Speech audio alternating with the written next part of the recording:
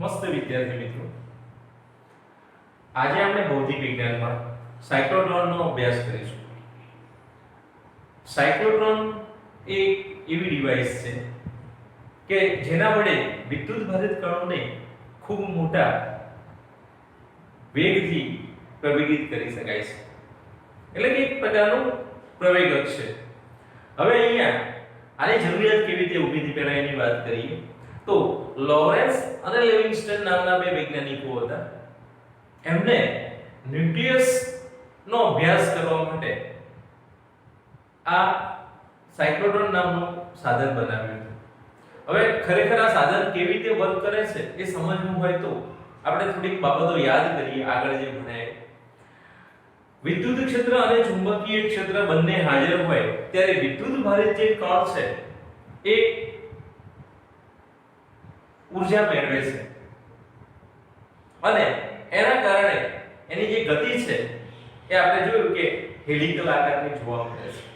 હવે અહીંયા માત્ર ચુંબકીય ક્ષેત્ર હોય તો શું બને એની આપણે થોડીક વાત કરીએ. પહેલા તમને ખ્યાલ આવશે કે ધારો કે અહીંયા ચોકડી વડે બતાવેલું સમાન ચુંબકીય ક્ષેત્ર છે આ વિસ્તારની અંદર અને આ વિસ્તારમાં કોઈ વિદ્યુત ભારિત કણ જે ધન વીજભાર ધરાવે છે કોઈ પ્રોટોનનો વિચાર કરો આની અંદર પ્રવેશે છે આ વિસ્તારની અંદર. આ રીતે સુરેખ આવતું. હવે આનો વેગ આ દિશામાં છે તો આની ઉપર જે ચુંબકીય બળ લાગશે F બરાબર Q કૌંસમાં V ક્રોસ P કઈ દિશામાં હશે તો આની ઉપરથી તમે V અને B ની ડાયરેક્શન B અંદર છે એટલે માઈનસ k કેરેટ ની ડાયરેક્શન છે અને V ની દિશા I કેરેટ ની દિશામાં છે. I caret cross minus k caret કરીએ તો આનો જે જવાબ છે એ આપણને I ક્રોસ k હોય તો માઈનસ j મળે. I ક્રોસ માઈનસ k છે તો અહીંયા આનો જવાબ મળશે j કેરેટ.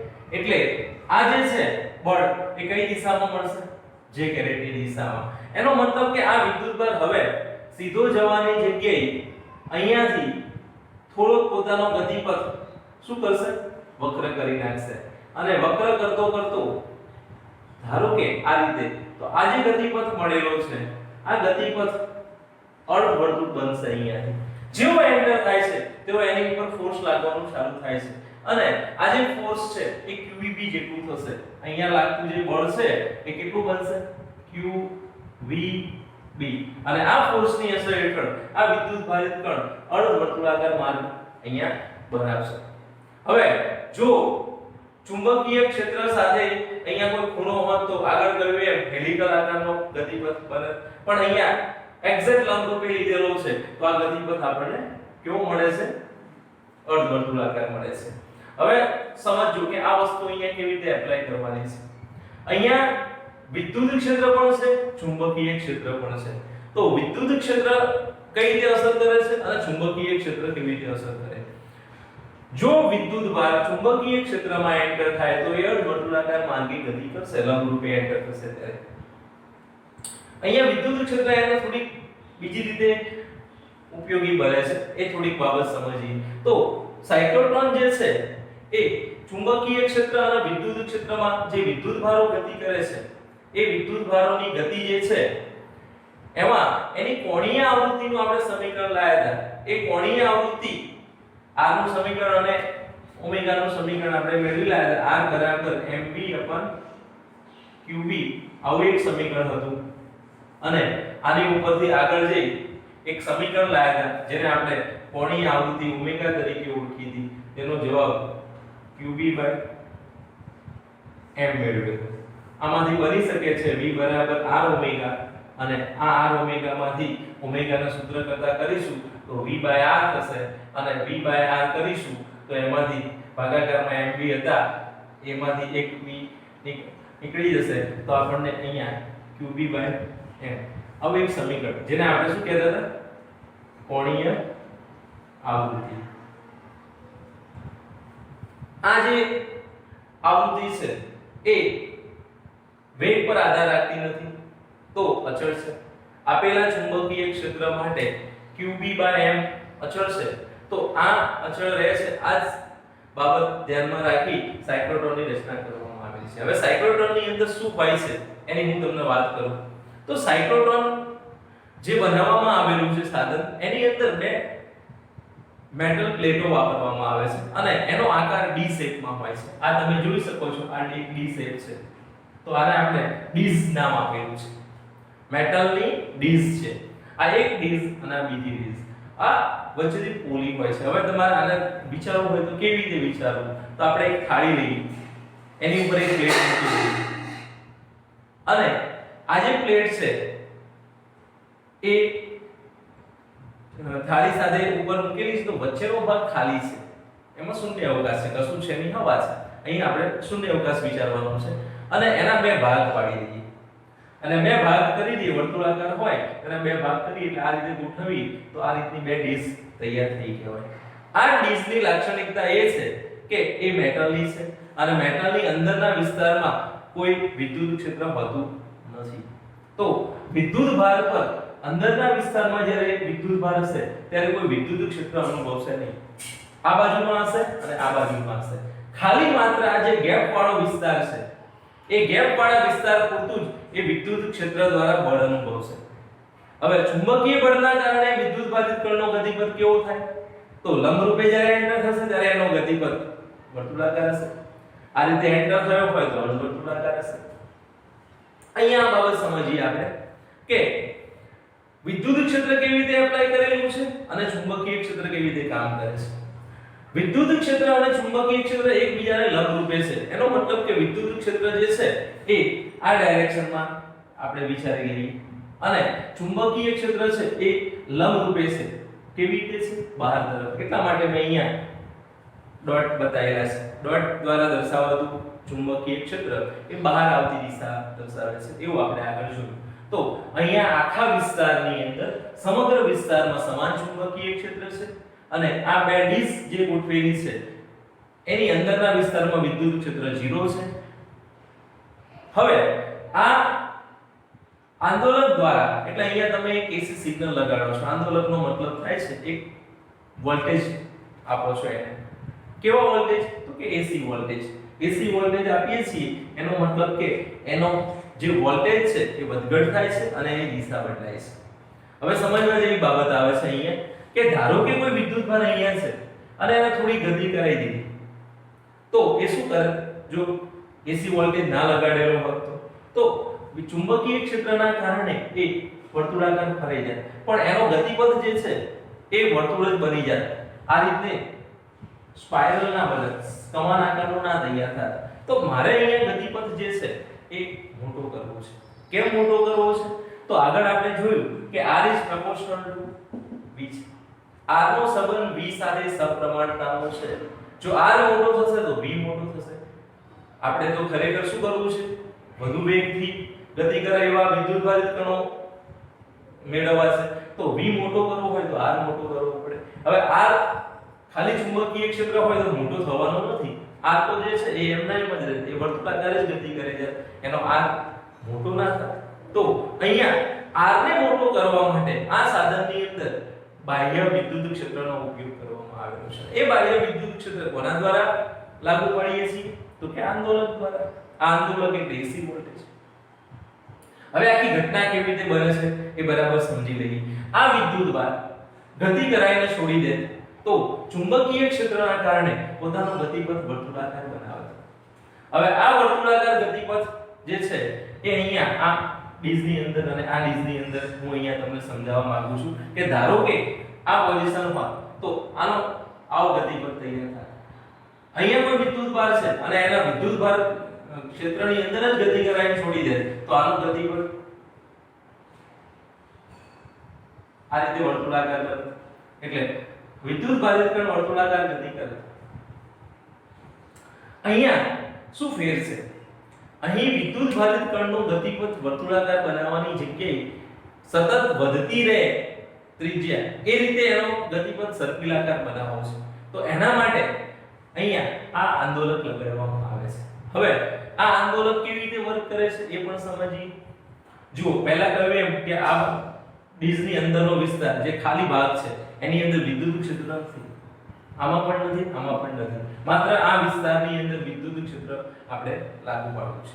તો આના માટે અહીંયા એવા વોલ્ટેજ લગાડીએ કે જેથી આનું એક ચક્કર પૂરું થાય, આનું એક ચક્ર પૂરું થાય, વિદ્યુત બાજુ અર્ધવર્તુળ પૂરું કરે, એટલે આ બાજુનો જે પોઝિટિવ ચાર્જ હતો એ હવે નેગેટિવ થઈ જાય. હવે તમે વિચારી લો કે આવો આપણે ભણ્યા આગળ કે ધન વિદ્યુતભાર હોય Q, તો એની ઉપર V જેટલા વોલ્ટેજ પડે આપણે એને આકર્ષી શકીએ. ધન વિદ્યુતભાર ઋણ ધ્રુવથી આકર્ષાય, ઋણ વિદ્યુતભાર ધન ધ્રુવથી આકર્ષાય, આવું આપણે જાણીએ છીએ. તો હવે કોઈ વિદ્યુતભાર જ્યારે અહીંયા આવે છે ગતિ કરતો ત્યારે આ બાજુનું ક્ષેત્ર નેગેટિવ થઈ જાય અને આ બાજુનું પોઝિટિવ થઈ જાય. એટલે આ વિદ્યુતભાર જ્યારે અહીંયા ખેંચીને આવશે એટલે એનો ગતિપથ સહેજ મોટો થઈ જશે. એ જ રીતે પાછું આનું ચક્ર પૂરું થશે, જ્યારે અહીંથી એન્ટર થશે અહીંયા એટલે થોડો ગતિપથ મોટો થઈ જશે. હવે આવું કેવી રીતે બને? તો આ વોલ્ટેજ જે છે એના ધ્રુવ એવી રીતે આપણે બદલીએ કે જેથી આનું અડધું વર્તુળ પૂરું થાય અને આ જે છેડા છે ધન હતો એ ઋણ બને અને ઋણ હતો એ ધન બને. એટલે ઋણ ધન ધન ઋણ થતા જાય. તો સમજો કે જેવો એ અહીંથી આટલા આવે છે ત્યારે આ બાજુની જે પ્લેટ છે, આ બાજુનો જે છેડો છે ડીઝનો, એ કેવું બને? ઋણ બને. તો આ વિદ્યુતભાર આકર્ષાશે અને વિદ્યુતીય ઊર્જા મેળવશે. એટલે વિદ્યુત ક્ષેત્ર દ્વારા એને વિદ્યુતીય ઊર્જા મળશે. કયું બળ લાગશે? તો કે F બરાબર QE. F બરાબર QE જેટલું ફોર્સ આ વિદ્યુતભાર અનુભવશે અને વિદ્યુત ક્ષેત્રની દિશા તમે આગળ ભણે એમ ધન વિદ્યુતભારથી ઋણ વિદ્યુતભાર તરફની હોય છે. એટલે આ પ્લેટ પોઝિટિવ હતી, આ પ્લેટ નેગેટિવ હતી, તો આ વિદ્યુતભાર બળ મેળવશે, બળ લાગશે અને એ ઊર્જા મેળવશે. એટલે વિદ્યુતીય ઊર્જા મેળવશે એટલે એનો ગતિપથ જે છે એ થોડું એની ત્રિજ્યામાં વધારો થશે. હવે બીજું અર્ધવર્તુળ અહીંયા પૂરું થશે એટલે ફરીથી આ જે છેડો જે પોઝિટિવ હતો પહેલા જ્યારે અહીંયા એન્ટર થતો હતો એ હવે નેગેટિવ થઈ જશે, આ પોઝિટિવ થઈ જશે. એટલે શું બનશે? ફરીથી એનો ગતિપથ થોડો મોટો બનશે. આમ કરતા કરતા અલ્ટરનેટ ડીઝના જે છે ધ્રુવો એક બદલાતા રહેશે અને વિદ્યુતભાર સતત મોટી ત્રિજ્યાના વર્તુળાકાર માર્ગ પર ગતિ કરવાનું ચાલુ કરશે. એટલે સ્ટેપ બાય સ્ટેપ એનો ગતિપથ એની ગતિપથની ત્રિજ્યામાં વધારો થતો જશે અને આ વધારો કોણ કરી આપશે? તો આ વધારો બાહ્ય જે વોલ્ટેજ લગાડેલા છે જેને આપણે આંદોલક તરીકે અહીંયા બતાવેલું છે એના દ્વારા મળે છે. એટલે વિદ્યુત ક્ષેત્ર આ કાર્ય કરે છે અને આમ મોટા ભાગ પર ફરતો વિદ્યુતભાર, મોટી ત્રિજ્યામાં ફરતો વિદ્યુતભાર છેવટે ડીઝની જે સપાટીવાળો ભાગ છે ત્યાં સુધી જશે અને ત્યારબાદ એને વિચલિત કરવો પડે એના વર્તુળાકાર માર્ગ પરથી. તો એના માટે અહીંયા વિચલિત કરવા માટેની એક વ્યવસ્થા કરવામાં આવે કે એવું બાહ્ય ચુંબકીય ક્ષેત્ર કે વિદ્યુત ક્ષેત્ર ગોઠવવામાં આવે કે જે એ વિદ્યુતભારને અહીંયાથી ડાયરેક્શનની અંદર કોઈ એક ચોક્કસ દિશામાં બહાર લઈ જાય અને એ જે વિદ્યુતભાર એમાંથી બહાર નીકળે છે એ વિદ્યુતભાર સામે મૂકેલા જે દ્રવ્ય છે જેનો આપણે અભ્યાસ કરવો છે, જેના પર એના પ્રત્યાઘાત કરવાનો છે, એની ઉપર એના આપાત કરવામાં આવે અને આ રીતે એ વિદ્યુતભાર મોટા વેગ સાથે કોઈ દ્રવ્ય પર આપણે એને બોમ્બાર્ડ કરીએ તો એ વિદ્યુતભાર એની અંદર થેક ન્યુક્લિયસમાં જઈ પહોંચી જાય. તો આ રીતે આયન ઇમ્પ્લિમેશનનું કાર્ય પણ આપણે આની મદદથી કરી શકીએ. તો સાયક્લોટ્રોન જે સાધન છે એ કયા સિદ્ધાંત પર કાર્ય કરે છે? તો ચુંબકીય ક્ષેત્રની અંદર લંબરૂપે ગતિ કરતો વિદ્યુતભાર ની કોણીય આવૃત્તિ અચળ રહે છે અને આ આવૃત્તિ અચળ હોય આટલી જ આવૃત્તિ વાળું અહીંયા આંદોલક લગાડવામાં આવે છે, આંદોલક. તો શું થશે? બંનેની આવૃત્તિ મેચ થશે, બંનેની આવૃત્તિ મેચ થશે એટલે આના અડધા ચક્ર દરમિયાન આ પ્લેટ પોઝિટિવ હતી એ નેગેટિવ અને નેગેટિવ હતી પોઝિટિવ બનશે. એટલે અહીંયા તમને આના ઉપરથી આવર્તકાળની વાત કરીએ તો આવર્તકાળનું સૂત્ર શું બનશે? આવર્તકાળ T જે છે એ આપણે આવું જાણીએ છીએ ઓમેગા બરાબર 2π/t. તો T ને સૂત્ર કરતા કરીશું તો T બરાબર 2π/ω થશે એટલે અહીંયા 2π/ω 2 પાઈ બાય ઓમેગા, ઓમેગાનો જવાબ qb છે અને ભાગાકારમાં m છે તો 2 પાઈ m upon qb એ આવર્તકાળ થશે અને અડધો આવર્તકાળ એટલે આટલો ભાગ અહીંયાથી ચાલુ કરી આટલા આવે તો આટલા ભાગ આટલો જે સમય લાગે છે ગતિ કરવા માટે એટલા સમયની જ વાત આપણે અહીંયા કરીએ તો એટલા t/2 જેટલા સમયગાળામાં આ પોલારિટી ચેન્જ થશે. મેટલ જે ડિસ્ક છે એની પોલારિટી એવી રીતે ગોઠવવામાં આવે કે જેથી t/2 જેટલા સમયે આની પોલારિટી ચેન્જ થાય. એટલે ઇન શોર્ટ કહેવું હોય તો આજે આંદોલક લગાડેલા છે એની આવૃત્તિ અને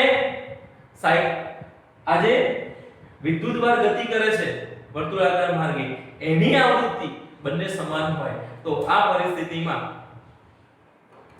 અનુનાદ થાય છે એમ કહી શકાય. અને આ સિચ્યુએશન રાખી સાયક્લોટ્રોનને આપણે વિકસાવેલું છે. એટલે અહીંયા તમને આવું આપેલું છે કે આ આવૃત્તિ ઓમેગા છે અને જે બાહ્ય આંદોલક વોલ્ટેજ લગાડેલું છે એની આવૃત્તિ અને આ બંને આવૃત્તિ સરખી થાય એટલે આને આપણે ઓમેગા a કહીએ અને આને ઓમેગા c કહીએ તો બંને આવૃત્તિઓ સરખી થશે. ઓમેગા અને ઓમેગા a અને ઓમેગા c સરખા છે એનો મતલબ કે ન્યુ a અને ન્યુ c આવૃત્તિ અને કોણીય આવૃત્તિમાં તમને ખ્યાલ છે કે કોણીય આવૃત્તિ અને આવૃત્તિ વચ્ચેનો સંબંધ આ રીતનો છે 2 પાઈ ન્યુ. ન્યુ ની જગ્યાએ આપણે f પણ લખીએ છીએ ફ્રીક્વન્સીનું ઘણી વખતે. તો આ બંને આવૃત્તિઓ સરખી હોય આ પરિસ્થિતિમાં સાયક્લોટ્રોન કાર્ય કરે છે. તો અહીંયા આ પ્રશ્ન તમારે બરાબર સમજી લેવાનો છે. જરૂરિયાત કેમ ઊભી થઈ, કયા સિદ્ધાંત પર કાર્ય કરે છે, રચના કઈ રીતની હોય છે અને કાર્ય પદ્ધતિ કઈ છે. તો કાર્ય પદ્ધતિમાં વિદ્યુત ક્ષેત્ર ક્યારે વર્ક કરશે અને ચુંબકીય ક્ષેત્ર કઈ રીતનું કામ આપશે. તો અહીંયા ચુંબકીય ક્ષેત્રનું જે કામ છે એ વિદ્યુત ભારને વર્તુળાકાર માર્ગે ગતિ કરાવવાનું છે અને વિદ્યુત ક્ષેત્રનું જે કાર્ય છે એ એના ગતિપથની ત્રિજ્યામાં વધારો કરવાનો છે. એટલે F બરાબર qv જે ફોર્સ છે એ ગતિપથની ત્રિજ્યા મોટી કરવામાં વપરાય છે અને ચુંબકીય ક્ષેત્ર દ્વારા લાગતું બળ એની ગતિપથને વર્તુળાકાર બનાવવા માટે વપરાય છે. તો આ બંને ક્ષેત્રો અહીંયા હાજર છે. એ રીતની પરિસ્થિતિમાં સાયક્લોટ્રોન કાર્ય કરે છે અને સાયક્લોટ્રોન જે છે એનો ઉપયોગ આપણે શાની અંદર કરીએ છીએ તો એનો ઉપયોગ આ પરમાણુના અંદર જે ન્યુક્લિયસ છે એના બંધારણના અભ્યાસ માટે કરીએ છીએ. અને કેટલીક મર્યાદાઓ પણ છે કે વિદ્યુત ભારિત કણ હોવો જોઈએ એવા કણને આપણે અહીંયા ઉપયોગમાં લઈ શકીએ. તો એવા કણ માટેની અહીંયા એક બાબત આવે છે કે આ કણ જે છે એ કણ વિદ્યુત ભારિત હોવો જોઈએ. ન્યુટ્રોન જેવા કણ માટે આપણે આ સાધન વાપરી શકતા નથી. બીજું, બહુ મોટો વેગ નથી આપી શકતા પ્રકાશના વેગની નજીકનો, કારણ કે આ આવૃત્તિ જે છે ઓમેગા એ m પર આધાર રાખે છે. આપણે જનરલી જાણીએ છીએ કે પદાર્થનું દળ બદલાતું નથી, પરંતુ આપણે એમ કહીએ કે આ દળ ક્યાં સુધી ના બદલાય. દળ અચળ લઈએ છીએ પણ આ દળ જ્યારે વેગની કિંમત એ પ્રકાશના વેગથી ઘણી નાની હોય ત્યારની વાત છે. જ્યારે આ કિંમત એ પ્રકાશના વેગની નજીકની કે એનાથી વધુ થાય ત્યારે દળ અચળ રહેતું નથી. માટે સાયક્લોટ્રોનનો જે સિદ્ધાંત છે ત્યાં ફેર થઈ જાય છે. ઓમેગા બરાબર qb/m માં m અચળ રહેવું જોઈએ પણ એ અચળ રહેતું નથી. માટે આ સાધનની મદદથી વેગ મેળવી શકાય છે ઊંચો, પણ પ્રકાશના વેગ જેટલો વેગ આપણે આની મદદથી મેળવી શકતા નથી. બરાબર. તો સાયક્લોટ્રોનનું વર્કિંગ તમારે ખાસ સમજી લેવાનું છે. આ વર્કિંગ તમને ખબર પડવી જોઈએ કે ગતિપથની ત્રિજ્યા કેવી રીતે મોટી થાય છે. જો આટલું ખબર પડી જાય તો આ વસ્તુ તમે તમારી રીતે સમજીને લખી શકો છો. આ ઘટના પુનરાવર્તિત સ્વરૂપમાં લખવાની છે કે આ એક ત્રિજ્યા જે રીતે વધારો છે એવી જ ત્રિજ્યા આગળ જતા વધતી જવાની છે. તો આ બાબત તમારે ધ્યાનમાં લેવાની છે. બરાબર. અને એની મર્યાદાની પણ વાત કરી અને ઉપયોગની વાત કરી. સારું. આખે આખું જે સાધન છે શૂન્ય અવકાશની અંદર ગોઠવેલું હોય છે. એટલે હવાની અંદર રહેલા જે પાર્ટિકલ્સ છે એ અહીંયા અથડામણ ના પેદા કરે. આ બાબત પણ તમારે અહીંયા ધ્યાનમાં લેવાની છે. બરાબર. અને આ સાધન ઘણા મોટા વિસ્તારની અંદર પથરાયેલું હોય છે. એવું નથી કે આમ દેખાડેલું છે એટલી સાઈઝનું હોય. આ ઘણા મોટા વિસ્તારમાં ફેલાયેલી બાબત છે. બરાબર. અને હવે આના પછી આ સાધનની જગ્યાએ વાન દર ગ્રાફ જનરેટરનો પણ આપણે ઉપયોગ આ જ માટે કરીએ છીએ, એટલે હવે આની જગ્યાએ વાન દર ગ્રાફ જનરેટર વપરાય છે. તો વાન દર ગ્રાફ જનરેટર જે છે એ આપણા બીજા ચેપ્ટરની અંદર આવે છે, પણ તમારા અભ્યાસક્રમમાં મૂકેલું નથી. હવે આના ઉપરનો એક એક્ઝામ્પલ છે, એની ચર્ચા કરીએ. મિત્રો, ઉદાહરણ 4.4 ની રકમ આ મુજબ છે. એક સાયક્લોટ્રોનની દોલનની આવૃત્તિ 10 મેગાહર્ટ્ઝ છે. પ્રોટોન્સને પ્રવેગિત કરવા માટે કેટલું ચુંબકીય ક્ષેત્ર જરૂરી છે? જો ડિસ્ની ત્રિજ્યા 60 સેન્ટીમીટર હોય તો આ પ્રવેગક વડે ઉત્પન્ન થયેલા પ્રોટોનની કિરણાવલીની ગતિ ઊર્જા કેટલી હશે? આ જે રકમ આપેલી છે એ રકમનો ડેટા આપણે અહીંયા એકત્ર કર્યો. આવૃત્તિ આપી દીધેલી છે. આવૃત્તિને આપણે 90 વડે બતાવીએ છીએ. પ્રોટોન તો q અને m આપણને ખબર પડી છે. ડિસ્ની ત્રિજ્યા 60 સેન્ટીમીટર આપી, ચુંબકીય ક્ષેત્ર b આપી દીધેલું છે અને શોધવાનું છે, અને પ્રોટોન માટે ગતિ ઊર્જા MeV માં મેળવવાની છે. હવે આના માટે મિત્રો સૌથી પહેલા b મેળવવું હોય તો તમને આવૃત્તિનું સૂત્ર આવડતું હોવું જોઈએ. તો કોણીય આવૃત્તિ કોને કહીએ છીએ? ઓમેગા. ઓમેગા બરાબર qb/m, અને આ ઓમેગાની જગ્યાએ હું 2π ન્યુ મૂકી દઉં, જ્યાં ન્યુ એ શું બતાવે છે? આવૃત્તિ છે. તો 2π ન્યુ બરાબર qb/m, અને આમાંથી આપણે b નું સૂત્ર કરતા કરી દઈએ. તો b is equal to 2π nu into m/q. બધી જ કિંમતો આપેલી છે, મૂકી દઈએ. 2 * 3.14 * nu 10 મેગાહર્ટ્ઝ છે. તો 10 મેગાહર્ટ્ઝ એટલે અહીંયા 10 ની 7 ઘાત ડાયરેક્ટ લખી દઈએ. m નો જવાબ દળ આપી દીધેલું છે 1.67 ગુણ્યા 10 ની -27 ઘાત, અને ભાગાકારની અંદર q ની જગ્યાએ વિદ્યુતભાર 1.6 ગુણ્યા 10⁻⁹ આ બધી કિંમતો મૂકી સાદુરૂપ આપીશું તો આનો જે જવાબ છે એ આપણને 0.66 ટેસ્લા પ્રાપ્ત થાય છે. તો ચુંબકીય ક્ષેત્ર મળી ગયું. બીજો પ્રશ્ન શોધવાનો કીધેલો છે ગતિ ઊર્જા. ગતિ ઊર્જા શોધવી હોય તો શાની જરૂર પડે? તો ગતિ ઊર્જા એટલે અહીંયા 1/2 mv². v ની જરૂર છે. આ v એ વેગ બતાવે છે. હવે તમારી જોડે જે ડેટા છે એમાં ત્રિજ્યા છે, દળ છે, વિદ્યુતભાર છે, તો v નો જવાબ કન્વર્ટ કરી આપણે સામા લઈ જઈએ એવા પદોમાં જે આપણી જોડે છે. તો v આપેલો નથી, પણ વેગ v બરાબર શું લખાય? r * omega. હવે r * ઓમેગા ની અંદર ઓમેગા qb/m છે, તો એની જગ્યાએ હું qb/m લખી નાખું, અથવા ઓમેગા ની જગ્યાએ હું 2π ન્યુ મૂકી શકું. હવે અહીંયા ઈઝી આ પડશે, તો અહીંયા આપણે કિંમત મૂકી દઈએ r ગુણ્યા 2π ન્યુ. ન્યુ આપણી જોડે છે, તો આનો જવાબ આપણને મળી જશે, અને આ કિંમત આમાં ભરી દઈએ તો ગતિ ઊર્જા શું બનશે? ગતિ ઊર્જા k બરાબર 1/2 m ની કિંમત મૂકી દઈએ, અને v ની જગ્યાએ v નો વર્ગ છે, તો આનો વર્ગ કરીશું તો આવશે r² 4π² * nu². હવે કિંમતો છે મૂકી દઈએ અને સાદુરૂપ આપી દઈએ તો આવું કંઈક આપણને મળશે. અહીંયા k = 1/2 m ની જગ્યાએ 1.67 ગુણ્યા 10 ની -27 ઘાત r². r નો જવાબ 60 સેન્ટીમીટર છે, તો 0.6 મીટર થશે, એટલે અહીંયા 0.6 નો સ્ક્વેર 4π², તો 4 ગુણ્યા 3.14 નો સ્ક્વેર, અને nu² નો જવાબ 10⁶ નો સ્ક્વેર કરીશું એટલે 10⁻14 થશે. અને આનો જવાબ આપણે મેળવીએ તો પહેલા જોડવા મળશે. જે જવાબ છે અહીંયા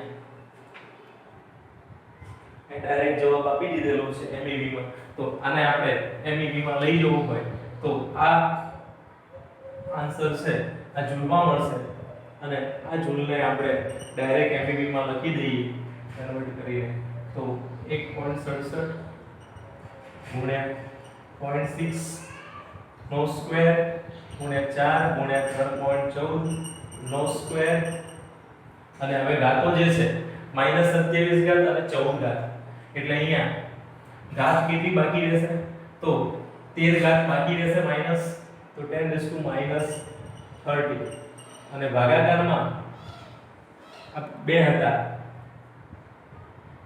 એને આપણે અહીંયા કાઢી નાખી આની સાથે તો આની જગ્યાએ 2 કરી નાખીએ અને હવે તમારે આ જે જવાબ છે એ એબીબી માં લઈ જવો હોય મેગા ઇલેક્ટ્રોન હોય તો આના માટે તમારે આને 1.6 ગુણ્યા 10⁻13 વડે ભાગી નાખવા પડે આમ 1.6 ગુણ્યા 10⁻19 ઘાત વડે ભાગીએ છીએ -19 ઘાત EB માં લઈએ મેગા ઇલેક્ટ્રોન વોલ્ટમાં લઈ જઈએ છીએ તો આપણે એટલા વડે ભાગીશું અને આનો જે આન્સર છે કે એ આપણને MEB માં અહીંયા મળે છે 7 MEB લગભગ 7 MEB જેટલો જવાબ મળે છે તો કેલ્ક્યુલેટર ઉપર તમે આ જવાબ મેળવી શકો છો સાદુરૂપ આપીને તો આ રીતે સાયક્લોટ્રોન ના મુદ્દાને લગતા દાખલા પૂછી શકે છે MCQ પણ પૂછી શકે છે મૂળ તમારે અમુક સૂત્રો ધ્યાનમાં લેવા પડશે એક આ સૂત્ર તમે યાદ રાખી લેશો કે કેન્દ્રગામી બળ એ